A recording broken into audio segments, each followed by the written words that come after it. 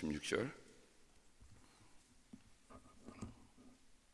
여러분과 제가 한 목소리로 우리의 말씀을 받들어 읽겠습니다. 에베소서 3장 16절. 아버지께서 그분의 영광의 풍성하심을 따라 그분의 성령을 통하여 여러분의 속사람을 능력으로 강건하게 하여 주시고. 우리 주신 하나님의 귀한 말씀입니다. 아멘. 아멘. 바울의 기도에 보면 바울이 첫 번째는 아버지에 대해서 우리에게 중요한 것을 가르칩니다. 기도는 누구에게 하는 것이냐? 기도는 아버지께 하는 거다. 오늘 또 바울은 이제 성령을 통해서 우리에게 해주시는 귀한 아버지가 하시는 일이 있음을 말씀해주고 있습니다. 성령을 통하여 속사람을 능력으로 강건하게 하여 주시고, 여기 보면 성령, 속사람, 능력으로 강건한다고 하는 세 가지 주제가 중요하게 담겨 있습니다. 첫 번째는 성령입니다. 성령이 누군가, 성령이 어느 분이신가 우리는 잘 알고 있습니다. 그런데 바울이 로마서 8장에서 그 성령을 우리에게 이렇게 분명하게 정의해 줍니다. 하나님의 영이 살아계시면 여러분은 육신 안에 있지 않고 성령 안에 있습니다. 누구든지 그리스도의 영이 없으면 그리스도의 사람이 아닙니다. 이것이 우리가 그리스도의 사람으로 서느냐 서지 못하느냐 하는 중요한 관건이 여기 있습니다. 똑같이 예배드리고 똑같이 교회 다닌다 할지라도 평생을 다녀도 변하지 않는다. 거기는 이유가 있습니다. 바로 그리스도의 영이 있느냐 그리스도의 영이 없느냐. 그러므로 성령에 관해서는 우리가 성령을 알아도 되고 몰라도 되는 게 아니에요. 성령이 우리 안에 없으면 우리는 그리스도의 영이 아니다. 그 말은 우리가 성령이 없으면 신앙생활 한다고도 다 껍데기 생활만 하는 거예요. 남들에게 보기에 할 수 있어요. 내가 교회를 떠나니까 저 사람이 그리스도인 것처럼 보일 수 있어요. 그러나 정작 그리스도의 영이 없으면 그리스도의 영이 아니니 우리는 그리스도의 사람이 아닙니다. 예수를 죽은 사람들 가운데서 살리신 분의 영이 여러분 안에 살아계시면 그리스도를 죽은 사람들 가운데서 살리신 분께서 여러분 안에 계신 자기 영으로 여러분의 죽을 몸도 살리실 것입니다. 바울은 그리스도의 영, 성령이 우리를 살린다 하는 말을 누차 얘기해주고 있습니다. 삶과 죽음이 우리 호흡에 달린 것이 아니라 삶과 죽음이 성령이 우리 안에 계시느냐 계시지 않느냐의 차이에 달린다는 거죠. 그러면서 8장 14절 가면 하나님의 영으로 인도함을 받는 사람은 누구나 다 하나님의 자녀입니다. 바로 그때 그 성령이 우리의 영과 함께 우리가 하나님의 자녀임을 증언하십니다. 그래서 로마서 8장은 바울이 성령에 관해서 우리에게 중요한 가르침을 주고 있는 말씀입니다. 그러므로 성령에 관해서 우리가 더 정확하고 더 분명하게 고백하려면 로마서 8장을 정말 우리 안에 울림이 있을 때까지 그 말씀을 읽고 또 읽고 새기고 또 새기게 합니다. 자, 이처럼 성령이 내 안에 있으면 성령을 통해서 우리가 하나님의 자녀임을 알게 되고 하나님을 아버지라고 고백하게 되고 성령을 통해서 우리가 새 사람이 된 것에 대한 증언을 할 수가 있습니다. 그 다음에 바울은 속사람에 대해서 얘기합니다. 속사람이 왜 중요한가? 단순하게 얘기를 하겠습니다. 어제 정기 점검을 받으러 우리 닥터 브라이언 킴, 우리 김금숙 집사님, 우리 김규영 성도님 마침 여기 라구나 힐즈 오피스에 오늘 어저께 개업한다고 그래서 좀 미뤘다가 갔습니다. 들어가서 엑스레이를 딱 찍어보니까 아이고 목사님 사랑니를 발쳐야 되겠습니다. 그래갖고 어저께 졸지에 그냥 가서 사랑니 2개를 다 뽑았어요. 근데 뽑은 데 이유가 있습니다. 사랑니하고 그 옆에 있는 어금니 하나가 또 충치가 생기는 거예요. 저는 열심히 닦거든요. 새끼 삼 때 열심히 닦는데 근데 또 썩는 거예요. 그러니 제가 열심히 닦는다고 해서 안 썩는 게 아니더라 말이죠. 보이지 않으니까. 여러분 만약 이런데 종기가 나고 이런데 상처가 나면 어떻겠습니까? 뭐 연고를 바르고 뭘 해서 바로 치료해서 눈에 보이는 부분이니까 하는데 눈에 보이지 않는 부분이 아니 치료받은 지 얼마 됐다고 1년도 안 돼서 또 일이 생기는 거예요. 그래서 어저께 발치하고 집에 와서 있는데 저녁이 됐는데 이게 막 이제 욱신욱신 쓰시는 겁니다. 그래서 통증약, 아내는 통증약을 안 먹는데 저는 믿음이 조금 더 부족한가 봐요. 그래서 통증약을 먹고 그러고 잠이 들었습니다. 여러분 보이는 부분, 사람의 보이는 겉사람보다도 보이지 않는 이 속의 부분들이 사실은 우리의 몸을 지탱하는데 참 중요하다. 어제 우리 이균환 권사님이 또 전화 주셨어요. 우리 김선아 성도님이 이제는 리헵에서 퇴원하셔서 이제 집에서 이제 재활 치료를 받으시는데, 여러분 우리 김선아 성도님이 걸으실 때 어떻게 걸으셨나요? 허리에 통증이 있으시니까 그 통증을 표현하라고 걸으신 게 굉장히 부자연스럽게 걸으셨어요. 그러니까 허리에 통증이 오니까. 근데 척추를 거기에다가 이제 심을 대고 수술을 받았는데, 여러분 척추가 눈에 보입니까? 보이지 않습니다. 근데 척추에 이상이 오니까 걷는 것도 이상해지더란 말이죠. 아무리 다리를 마사지 한다고 해서 척추가 낫던가요? 아니에요. 근데 수술하셨어요. 그래서 어제 통화하면서 이제는 척추에 통증이 없다고 합니다. 얼마나 감사한지요. 제가 신방을 가는데 목사님 내가 이렇게 아플 줄 알았다면 수술 안 받았습니다. 그렇죠? 저도 이렇게 아플 줄 알았으면 수술 안 받죠. 그런데 속을 치료하지 않으면 정상 기능을 할 수 없단 말이죠. 이것은 우리에게 중요한 기능을 해줍니다. 왜냐하면 우리가 신앙생활 한다고 하는 것은 우리 속 사람이 성령을 통해서 수술을 받는 거다. 저는 그렇게 쉽게 표현할 수 있어요.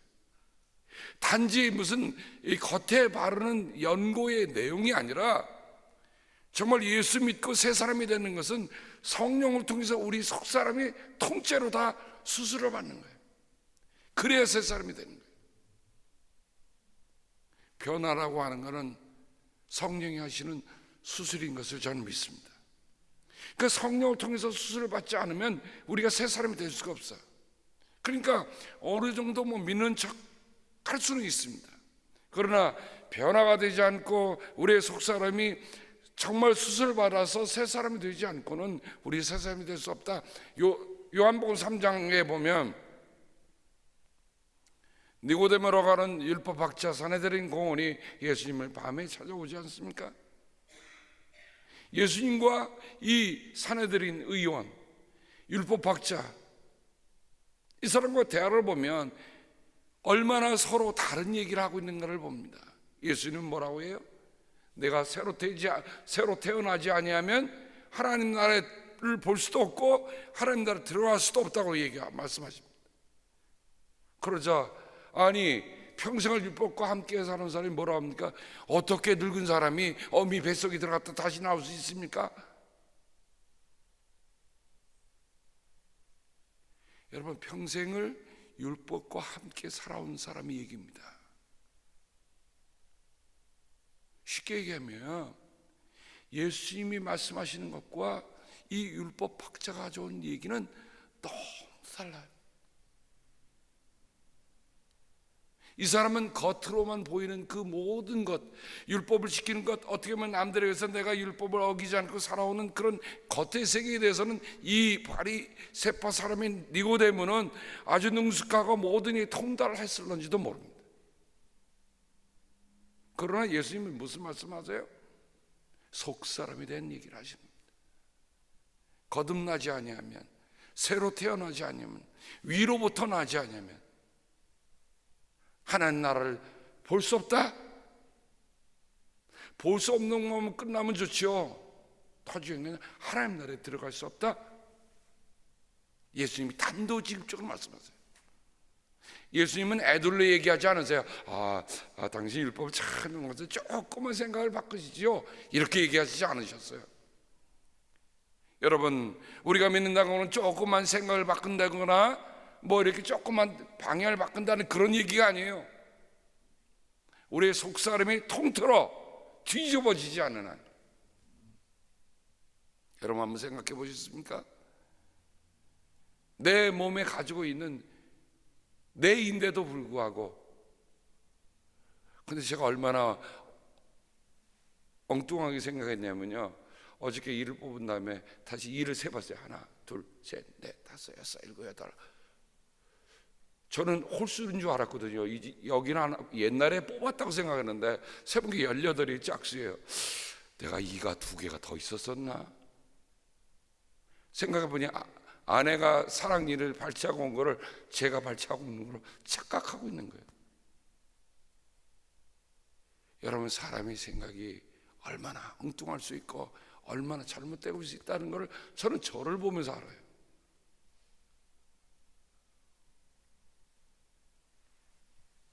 속사람의 이야기입니다. 바울이 말하는 속사람이라는 게 뭘까? 왜 겉사람과 속사람을 얘기할까? 우리가 잘 아는 고린도후서 4장 16절, 그러므로 우리는 낙심하지 않습니다. 우리의 겉사람은 낡아가나 우리의 속사람은 날로 새로워집니다. 바울이 체험하고 바울이 고백하고 있는 속사람과 겉사람이 뭘까? 왜 바울이 에베소 성도들에게 겉사람에 대한 얘기를 하지 않고 속사람 얘기할까?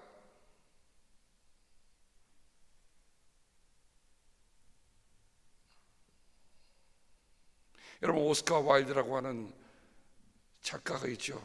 이분은 참 신앙적인 내용들을 19세기의 영국의 소설가입니다만 이분은 참 의미 있는 작품을 우리에게 많이 남겼어요.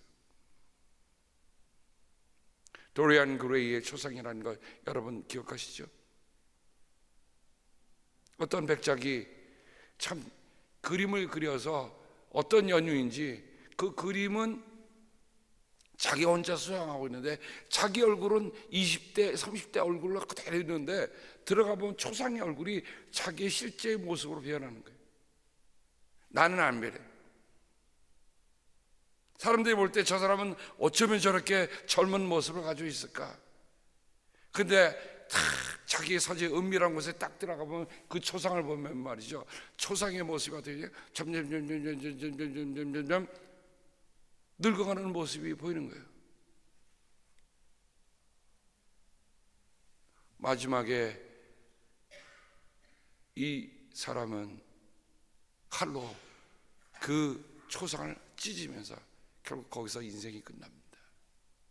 무슨 얘기일까요?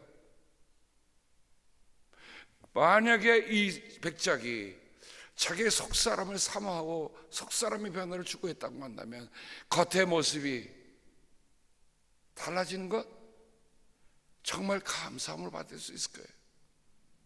여러분, 잠언에 보면 노인의 백발은 뭐라고 그랬죠? 면류관이라고 했어요.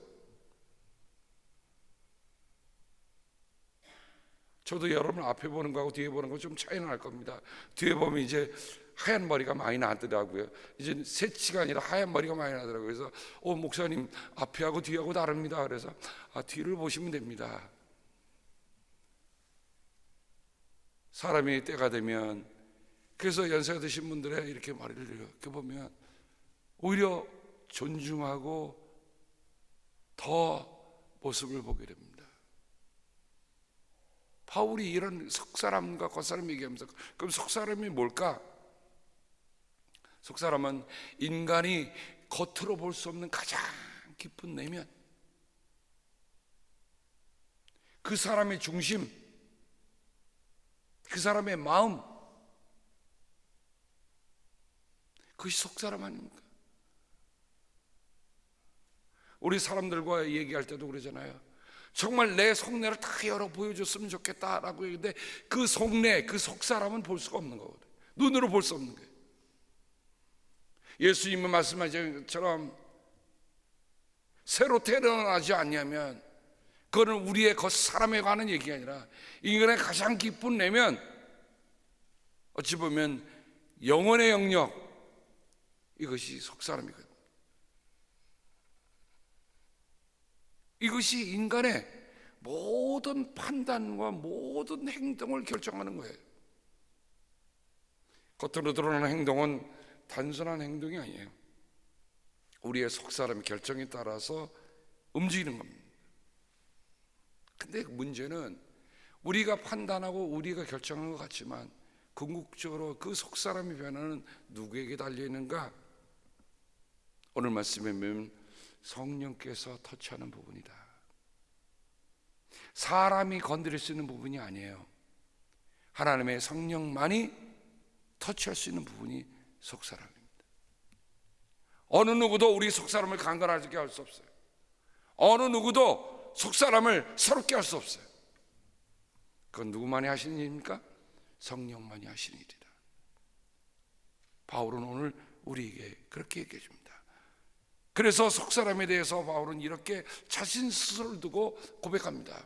로마서 8장 2절과 3절 말씀해 보면 나는 속사람으로는 하나님의 법을 즐거워하나 내 지체는 다른 법이 있어서 내 마음의 법과 맞서서 싸우며 내 지체에 있는 죄의 법에 나를 포로로 만드는 것을 봅니다. 그렇게 하나님께 충실하고 율법에 충실하고 율법을 통달했던 바울이 말이죠, 로마서 8장이 로마서가 끌어온 그 주제를 이제 깊이 심도 있게 만들기 8장입니다. 근데 그 8장에서 바울은 뭘 했냐면 성령의 법, 성령을 들이대는데 그 이유가 뭐예요? 내 육신의 법으로는, 내 이성의 법으로는 나를 변화시킬 수 없다는 거예요. 바울이 율법에 얼마나 충실하고 살았습니까? 그랬는데 문제는 뭐냐면 내 속사람은 하나님의 법을 즐거워하지만 내 겉사람은, 내 지체에 있는 법은 나를 자꾸만 죄의 법이 나를 포로로 만든다. 누가 나를 이 사망의 몸에서 누가 건져낼 수 있겠는가? 바울이 탄식을 합니다. 아니, 그렇게 율법을 잘 알면서 왜 못 구합니까? 라고 얘기할 수 있어요. 그런데 이거는 우리가 아는 이성의 영역을 뛰어넘는 겁니다. 바로 그게 성령께서 하시는 일이기 때문에 바울은 이 속사람에 대한 얘기를 우리에게 해주고 있는 것을 봅니다. 그래서 바울은 성령을 통해서 우리에게 새롭게 해주시는 것을 얘기하는데, 바울이 고린도서에 보면, 고린도후서 5장 1절에 이하에 보면 땅에 있는 우리의 장막집이 무너지면 하나님께서 지으신 집, 곧 사람의 손으로 지은 것이 아니라 하늘에 있는 영원한 집이 우리에게 있는 줄 압니다. 우리는 하늘로부터 오는 우리의 집을 덧입기를 갈망하면서 이 장막집에서 탄식하고 있습니다. 네, 바울이 로마서에서 탄식했던 것처럼 내가 하나님의 법을 즐거워는 하지만 내 몸은 자꾸만 죄의 법을 따르고 있다. 우리는 이 장막에 살면서 무거운 짐에 눌려서 탄식하고 있습니다. 우리는 이 장막을 벗어버리기를 바라는 것이 아니라 그 위에 덧입기를 바랍니다. 그리하여 죽을 것이 생명에게 삼켜지게 하려는 것입니다. 야, 바울의 표현을 보면 말이죠, 여러분, 우리의 죽을 몸이 생명이 삼키신단 말이죠. 죽음이 우리를 삼키는 게 아니라 반면에 생명이 우리를 삼킨다. 이런 일을 우리에게 이루어 주시고 그 보증으로 성령을 우리에게 주신 분은 하나님이십니다. 생명이 죽음을 삼키는 일을 이루신 분 누구야? 하나님이고요. 그 보증이 누구냐? 성령님이시다. 그러므로 우리는 성령이 우리를 새롭게 하시고 성령을 통해서 우리가 속사람이 능력으로 강건해진다는 것을 우리가 말씀을 보게 됩니다. 골로새서 1장 11절에 보면 그 능력을 이렇게 얘기해 줍니다. 하나님의 영광의 권능에서 오는 모든 능력으로 강하게 되어서 기쁨으로 끝까지 참고 견디기를 바랍니다. 바울은 이 능력을 자기의 몸으로 실제적으로 체험한 사람입니다. 저는 성도님들을 위해서 이런 기도를 합니다. 하나님, 오직 성령이 너희에게 임하시면 너희가 능력을 받고 라고 얘기했는데 온 성도님들 다 성령을 체험하게 없어서. 성령을 체험하게 되면 어떤 변화가 옵니까? 능력의 변화가 와요. 능력으로 강해집니다. 이거는 우리가 씨름판에서 싸우는 그런 힘이 아니에요. 우리의 영혼의 힘, 우리의 내적인 힘. 고린도후서 12장 9절에 바울은 자기의 몸을 찌르는 가시가 없게 해달라고 하나님께 3번이나 간청합니다. 여러분, 아픈 사람들의 기도가 있다면 어떻게 하면 이 질병의 고통으로부터, 이 연약함의 고통으로부터 건져달라는 기도를 드리는 것은, 이거는 저는 당연한 기도라 생각합니다. 저도 제 몸에 약함이 오면 하나님께 기도합니다. 그런데 바울이 그렇게 기도했는데 낫지를 않는 거예요. 몸의 변화가 오질 않는 겁니다. 근데 하나님이 들려주신 대답은 참으로 바울에게 새로운 삶의 영역, 이게 몸의 영역을 넘어서는 속사람의 영역이라고 하는 것을 체험하게 되는 겁니다. 하나님이 뭐라고 하셨죠? 우리가 잘 아는, 내 은혜가 내게 족하다. 내 능력은 약한 데서 완전하게 된다. 그러므로 그리스도의 능력이 내게 머무르게 하기 위하여 나는 더욱더 기쁜 마음으로 내 약점들을 자랑하려고 합니다. 이게 바울의 고백이에요. 내 겉사람, 내가 지니고 있는 이 몸이 아프고 고통스러워서 하나님께 치워달라고 기도했는데 하나님의 대답은 전혀 다른 대답이었습니다. 근데 여기 보세요. 몸은 변화되지 않았습니다. 몸이 아픈 건 그대로 있는데 바울은 하나님께 뭐라고 했어요? 내 은혜가 내게 족하다. 내 능력은 약한 데서 완전히 돼. 그러므로 그리스도의 능력이 내게 머무르게 하기 위하여 나는 더욱더 기쁜 마음으로 내 약점들을 자랑하려고 합니다. 무슨 변화가 온 겁니까? 이거야말로 능력의 변화예요. 바울의 영혼 속에 속사람의 변화를 깊이 체험하고 있는 겁니다.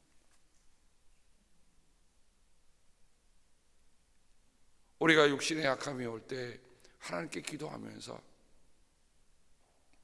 정말 우리가 체험할 수 있는 중요한 일들은 첫 번째는 뭡니까?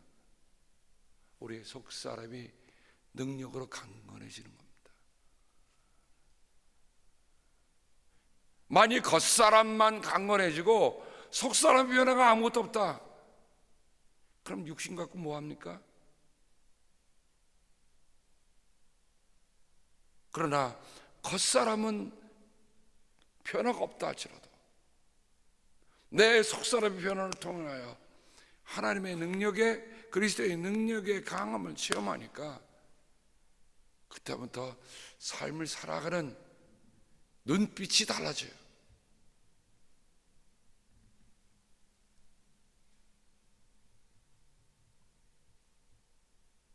목회를 하면서 정말 헤어날 수 없는 마지막 순간을 살아가는 분들을 만날 때가 종종 있지 않습니까? 그런데 정말 속사람이 변화된 분들은요, 그 파이널 피리어드가 달라요. 그냥 꺼져가는 게 아니더라고요. 자신의 남은 생을 다 태워가더라고요. 그냥 꺼져가는 것 같고 다 태우는 것 같고 무엇이 다릅니까?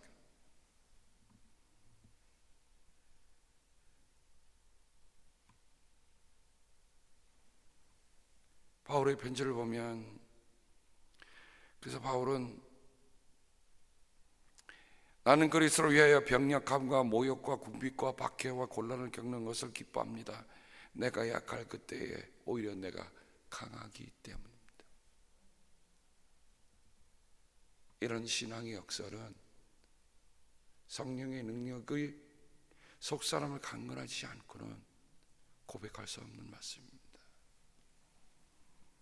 저도 늘 한계를 지니고 삽니다.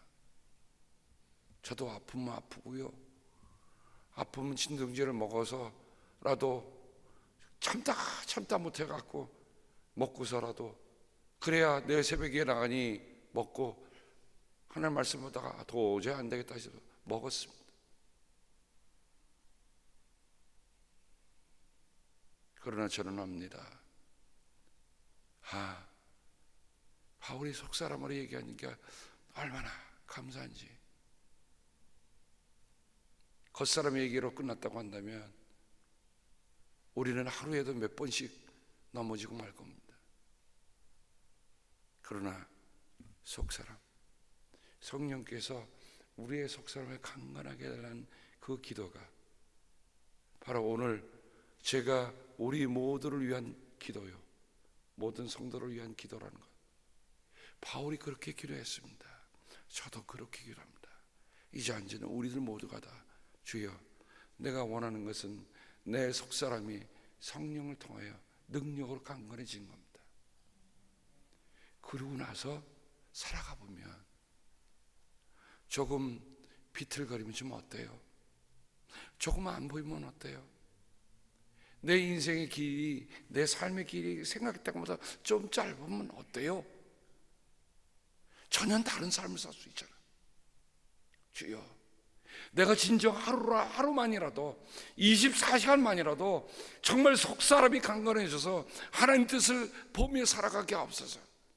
바로 그 순간에 하나님의 하늘의 문을 여시고 내가 너와 함께 있다고 하는 그런 확증을 우리에게 주실 것입니다. 이런 고백이 우리들 모두에 있기를 주님의 이름으로 축복합니다. 기도하겠습니다. 하나님, 사람은 자꾸만 이상한 본성을 가지고 있습니다. 잘 보여야 되고, 멋있게 보여야 되고, 잘 나가게 보여야 되고, 하지만 하나님이 우리에게 주신 말씀은 다릅니다. 바로 우리의 영의 문제, 우리의 속사람의 문제입니다. 하나님, 우리 가운데는 여전히 질고로 힘들어하고 있는 믿음의 가족들이 있습니다. 물론 저희도 낫기를 기도하고 강건해지기를 기도합니다. 그러나 더욱더 중요한 기도는 우리의 속사람입니다.